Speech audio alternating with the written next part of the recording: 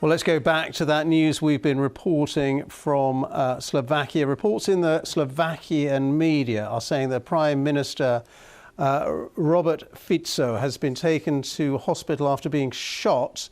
A newspaper has reported that he was leaving a government meeting in the central town of Handlova when several shots were fired from a crowd. An eyewitness said he had fallen to the ground and was then loaded into a vehicle and taken away. Those are the latest reports we've just had. And we can speak to our correspondent Paul Moss, who's joined me here in the studio. Paul, do we know any more details about what happened? I'm afraid you have said pretty much all we know. Handlova, a small town right in the middle of Slovakia. We're told that the Prime Minister was leaving a building called the House of Culture when, as you say, shots were heard. At first, there were just reports of a shooting in Handlova, and then it turned out it was the Prime Minister. And we're told he's been taken to hospital. In terms of his condition, I'm afraid at the moment that's all we know. And he's a long-serving politician, isn't he? He's been Prime Minister for many years. He is the giant of Slovakian politics. He's been Prime Minister 3 times. He was. Let's remember that Slovakia is a relatively young country. It was born when Czechoslovakia split in 2 in 1993.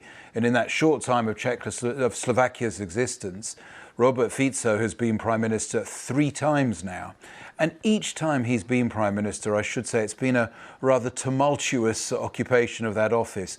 He has constantly been dogged by all sorts of allegations. People have made allegations, I should stress not proven, that he was connected to corruption. And that indeed is what made him lose power on the second time he was in office. The allegations got worse and worse.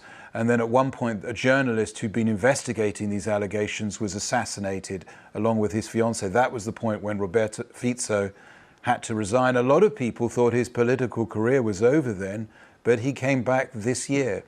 We're just seeing some reports actually on one of the agencies saying that 4 shots were fired after this government meeting. One of them hit the Prime Minister in the abdomen. That's according to the broadcaster TA3.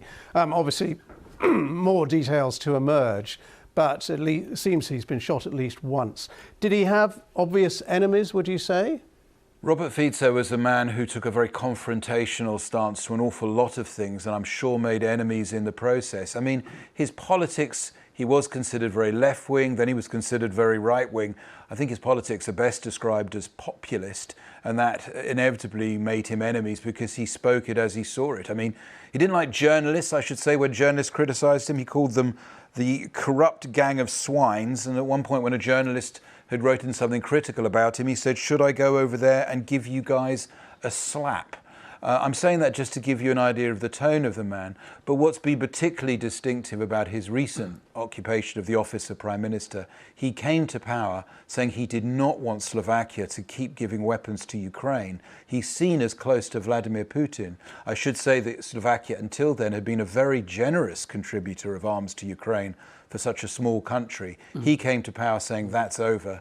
He's much more keen on, he says, finding a peaceful way forward for Ukraine, which involves compromising with Russia. Also, as I said, he is long dogged with allegations that he was connected with corruption. The journalist who was shot, who was investigating him, also investigates the mafia.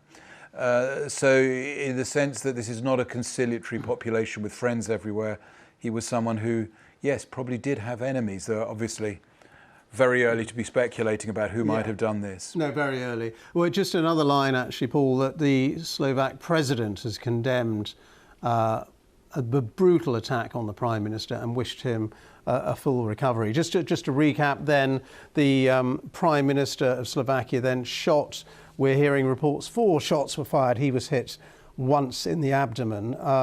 Just to recap, I mean, he sounds, from what you're saying, a very colourful kind of politician. That's one word people use, yes. He's a controversial character and always set out to be. I mean, as I said, you've got to remember Slovakia, this young country, only been in existence since '93, and Czechoslovakia as was, had only got rid of the Soviet bloc, only became truly independent in 1989.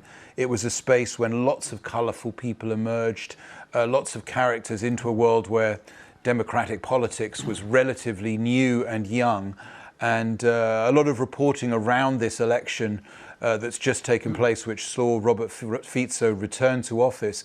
There were allegations of Russian involvement, lots of good evidence that the media was being, in a certain sense, infiltrated by Russian messages that were designed to cast aspersions on the opposition, make Robert Fico look good. Yes, this is not politics as sort of practiced in maybe some other more long-standing democracies. Is gun violence, is that a big issue in Slovakia? I mean, I have to say, not that I know of. I don't have any statistics to hand, but no, it's certainly not known as a particularly violent country as far as I'm aware. Though a lot of these, I should say, Central Europe, rural places do often have a lot of guns around simply because these are traditional farming places. I mean, they were agricultural countries until recently. I shall try and return with some statistics on gun violence in Slovakia. Sure you will. Paul Moss, thank you very much indeed. Paul Moss is our Europe regional editor with some expertise there on the Slovakian Prime Minister Robert Fico, who has been taken to hospital after being shot.